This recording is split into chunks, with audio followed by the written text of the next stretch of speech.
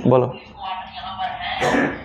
नमस्कार, मैं प्रीति काद्यान और आप मेरे पेज पे लाइव जुड़ चुके हैं।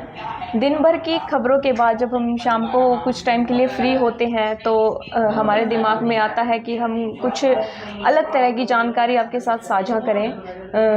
हम जब भी लोग हमसे मिलते हैं तो पूछते हैं कि मीडिया में जो है वो रिवेन्यू का क्या साधन है या मीडिया में कमाई कैसे होती है। आप जिस प्लेटफॉर्म पे काम कर रहे हैं उस प्लेटफॉर्म पे आप कैसे कमाई करते हैं, कैसे पैसा कमाते हैं, तो उसी को लेकर आज हम बात करेंगे। और मेरे साथ मेरे सहयोगी अजय कुमार हैं, इनसे हम बात करेंगे कि कैसे मीडिया रिवेन्यू होता है, उसमें चाहे प्रिंट मीडिया हो, इलेक्ट्रॉनिक मीडिया हो या फिर सोशल मीडिया हो, कोई भी प्लेटफॉर्म हो, इन पे हम बात करेंगे। तो सबसे पहले हम प्रिंट के बारे में बात कर लेते हैं। बिल्कुल।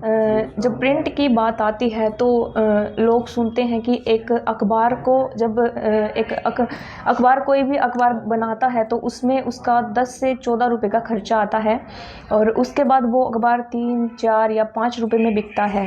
तो लोगों के मन में ये सवाल होता है कि जब जो अखबार जिसको 10 से 14 रुपये में बनाया गया है लेकिन वो बिक रहा है 4 से 5 रुपये का, तो इसमें कमाई कैसे होगी? अजय, आपसे पूछना चाहूँगी। बिल्कुल, ये हालांकि हमारी जो ऑडियंस है इस तरह की नहीं है। इन जो एकेडमिक टॉपिक हैं, खास करके मीडिया में रेवेन्यू कहाँ से होता है, इन टॉपिक से कितना रिलेट कर पाएगी, वो एक बड़ी बात है। हमसे भी लोग आकर पूछते हैं कि कमाई कहाँ से करते हो आप? सोशल मीडिया जो इतना बड़ा प्लेटफॉर्म बन चुका है, चाहे हम हरियाणा टीवी पे काम करते हो, कैथल टीवी पे काम करते हो एज ए जर्नलिस्ट, तो कमाई कहाँ से, रेवेन्यू मॉडल क्या है यहाँ के, और चाहे टीवी में और अखबारों में कहाँ से आप कमाई होती है। और जो आपने सवाल बिल्कुल अच्छा उठाया कि जिस अखबार को बनने में 10 से 14 रुपये लगते हैं, उसकी शाई से लेकर उसके पेपर तक इतना बड़ा खर्च होता है, वो मात्र 4 से 5 रुपये में बिकता है। तो इतना बड़ा लॉस क्यों ये इंडस्ट्री सह रही है? इस तरह के टॉपिक से शायद ही रिलेट कर पाए, लेकिन पूछते हैं, सवाल जरूर है जहन में। तो इसका जवाब यही होता है कि जो अखबार किसी भी समाचार संस्थान के पास, चाहे वो दैनिक भास्कर हो, दैनिक जागरण हो, अमर उजाला हो,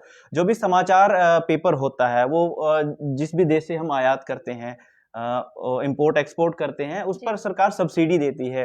और जो इंक होती है उस पर भी सरकार सब्सिडी देती है। और सब्सिडी के बाद ही वो इतने सस्ते हो पाते हैं कि 10 से 14 रुपए की जिसकी कॉस्ट पड़ती है, जिसका प्रोडक्शन जो प्राइस है वो 10 से 14 रुपए पड़ता है, और मात्र वो 3 से 4 रुपए में हमको वो समाचार संस्थान बेचता है। इसके साथ ही जो उनके मॉडल है, रेवेन्यू मॉडल की अगर बात करें तो कमाई के बहुत सारे साधन है। एक अखबार में 2 तरीके की ऐड होती हैं, जिनको हम, एक क्लासिफाइड ऐड होती है और एक इसी तरह से एक दूसरी ऐड होती है डिस्प्ले ऐड, जिसको हम बोलते हैं कि चित्र प्लस टेक्स्ट, मतलब वर्ड के साथ जो भी डायग्राम या ग्राफिक्स उसमें यूज होते हैं वो डिस्प्ले ऐड होती है। आपने भी देखा होगा, वर चाहिए, वधु चाहिए, आवश्यकता है, लेट आउट, इस तरह के विज्ञापन जब आप देखते हैं उनको क्लासिफाइड ऐड बोलते हैं।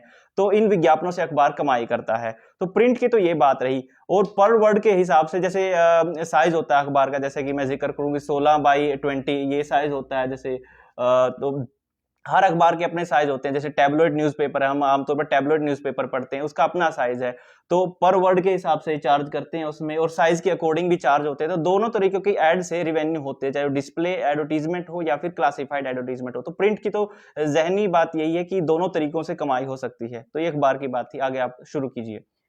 तो ये तो प्रिंट की बात थी। अगर इलेक्ट्रॉनिक मीडिया में हम आए तो इलेक्ट्रॉनिक मीडिया में हम कैसे कैसे पैसा कमा सकते हैं, कौन सा तरीका है ऐसा? बिल्कुल, इलेक्ट्रॉनिक मीडिया में देखिए दोनों ही माध्यम आते हैं, चाहे टीवी हो और रेडियो, दोनों इलेक्ट्रॉनिक मीडिया के पार्ट हैं। अब टीवी की बात करें, जैसे एक शब्द है, हम सभी उससे परिचित है, टीआरपी जैसा शब्द, टीआरपी जिसको बोलते हैं टेलीविजन रेटिंग पॉइंट, इन सबसे हम परिचित हैं।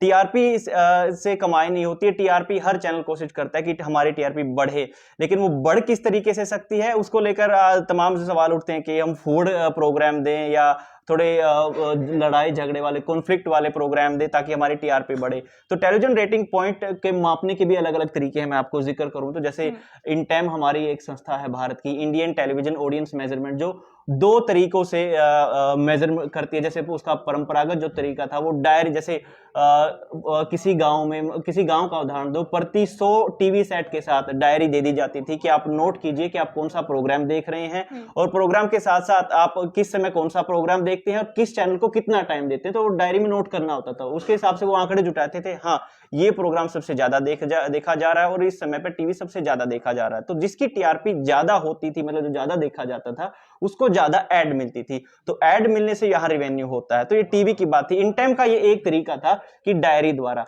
अब दूसरा तरीका है फ्रीक्वेंसी द्वारा। जैसे अब सेट टॉप बॉक्स आ गए हैं आजकल के टाइम पे, तो सेट टॉप बॉक्स में एक फ्रीक्वेंसी सेट होती है कि इतने नंबर पर ये चैनल है, मतलब 304 पर एनडीटीवी चलता है, 305 पर आज तक है, 306 पर इंडिया टीवी है। तो ये फ्रीक्वेंसी सेट करके हर एक सेट टॉप बॉक्स में, तो इस फ्रीक्वेंसी से भी इन टाइम जैसी संस्था को पता चलता रहता है कि कौन सा चैनल देखा जा रहा है और कितनी बार देखा जा रहा है, लोग किसको कितना सब्सक्राइब कर रहे हैं।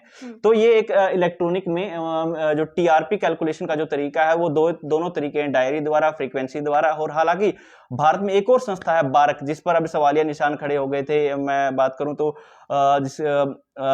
गोस्वामी को अर्णव गोस्वामी को हाल ही में जिस स्कैम के दौरान उनको गिरफ्तार किया गया था, वो यही था कि बार्क जो ब्रॉडकास्टिंग के लिए जो टीआरपी मापी जाती है बार्क में, कि एक होटल में उन पर जिस स्कैम के घोटाले के आरोप उन पर लगे थे कि एक होटल में टीवी चल रहे हैं, सब पे आर भारत चल रहा है, रिपब्लिक भारत चल रहा है और वही सबसे ज्यादा देखा जा रहा है। तो वो फेक टीआरपी बना रही थी वो संस्था एक हिसाब से। तो बार्क की जो टीआरपी कैलकुलेशन थे उसको सस्पेंड भी कर दिया था प्रेस काउंसिल ने उसको।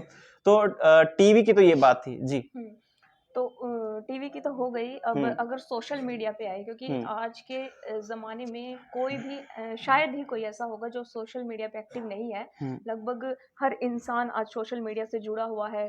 कुछ लोग ब्लॉगिंग भी करते हैं, वीडियोस बनाते हैं, अलग अलग जो है प्लेटफॉर्म लोगों ने अपना रखा है। तो सोशल मीडिया को लेकर ज़्यादा सवाल पूछे जाते हैं कि सोशल मीडिया पे आप कैसे कमाई कर सकते हैं, क्योंकि ऐसा सुनते हैं लोग कि बहुत से तरीके हैं, लेकिन उन तरीकों का आम लोगों को नहीं पता होता है। तो वो तरीके आपसे जानना चाहूंगी।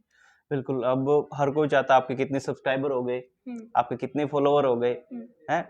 तो ये सब का सवाल रहता है कि कमाई इनसे होनी है, लेकिन ये प्रॉपर कमाई के साधन है। कमाई का साधन यहाँ भी ऐड ही है, विज्ञापन से कमाई कर सकते हैं। लेकिन विज्ञापन आता कहाँ से है? देखिए, हम थर्ड पार्टी है एक्चुअली देखा जाए तो। ऐड देने वाला कोई और है, लेने वाला यूट्यूब है और फेसबुक है, और हम थर्ड पार्टी हैं जिनका कुछ हिस्सा, मतलब मान लीजिए किसी पार्टी ने, जो ऐड की पार्टी है, मान लीजिए कोई कंपनी है ऐड दे रही है वो, ठीक है, 100% उसने ऐड का रेवेन्यू गूगल को दिया या फिर यूट्यूब को दिया, फेसबुक को दिया। उसका 40% या 30% तो कंटेंट क्रिएटर को मिलता है, यानी हमको भी पूरा नहीं मिलता। ठीक है, इसके अलावा ये तो एक बिजनेस मॉडल हो गया। दूसरा बिजनेस मॉडल है, अगर हम डायरेक्ट पार्टी से बात करें, मान लीजिए कोई कंपनी है, किसी का शोरूम है, किसी की दुकान है, या किसी की प्रोफाइल को हम प्रमोट करना चाहते हैं, ठीक है, तो अगर हम डायरेक्ट सेकंड पार्टी जो हमारी है उससे हम सीधी डील करते हैं तो उसमें हमको बेनिफिट होता है।